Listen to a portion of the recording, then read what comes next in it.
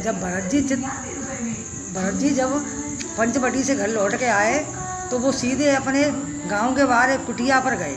वहाँ उनने मूल की बराबर गड्ढा खुदवाया, उसमें जाके कर्मचारियों से कहा, भाई मेरी झोंपड़ी छा दो, मैं इसमें रहूँगा। भगवान राम से हमेशा नीचे रहूँगा, मैं भगवान राम से ऊपर नहीं बैठना चाहता। क्यों कि वो भगवान राम हैं, मैं उनसे नीचे नहीं बैठना चाहता, तो उनसे नीचे बैठना चाहता हूँ। क्योंकि भगवान राम हैं, वो हमेशा मुझसे ऊंचे रहें, मैं उनसे नीचे रहूँ, वही मुझे फायदा है। तो भरत जी ने प्रभु राम से नीचे ही रहे और कुटिया पर रहे। तो एक दिन के कई माता वो कौशल्या माता घूम रही थी छत पर, तो उनने पूछा कि परछाई सी पड़ी, तो उनने पूछा कौन है भाई? तो उन्होंने कहा कि मैं हूँ माँ। कि तुम कौन हो? कि मैं हूँ माधवी। कि क्यों? कि मैं ये देख रही हूँ अभी कुटिया में दीपक जल रहा है। कुटिया में क्या है? कि कुटिया में तुम्हारे बेटे रहते हैं, कि घर नहीं आए कि नहीं।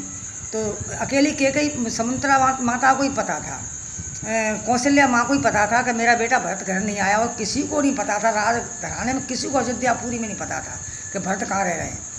तो कौशल्या गई, कौशल्या ने कहा, बेटा ऐसा क्यों कर रहा है?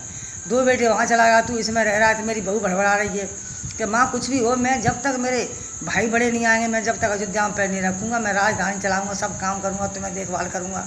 तो उनकी बीवी भी गई थी, उनने कहा, प्रभु मैं तुम्हारे बिना कैसे रह सकती हूँ? उनने कहा भरत जी ने कि तुम माँओं की सेवा करो और महल को संभालो, मैं यहाँ रहूँगा। देखो मेरे ज़्यादा परेशान मत करो, मेरे प्रभु राम नहीं है तो मुझे कुछ अच्छा नहीं लगता, मैं यहीं पर रहूँगा।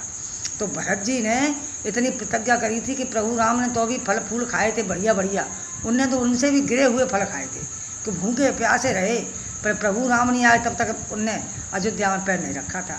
भाई हो तो ऐसा हो, आजकल के भाई नहीं है कि ऐसे कह देते कि मर जाए तो उसका ये मिल जाए, वो मिल जाए, ये मिल जाए। भाई का कभी भलाई नहीं सोचते। देखो भरत थे, लक्ष्मण थे, शत्रुघ्न थे, कितने अच्छे भाई थे। तो भाई होए तो ऐसे होए, नहीं होए नहीं। श्री राधे राधे।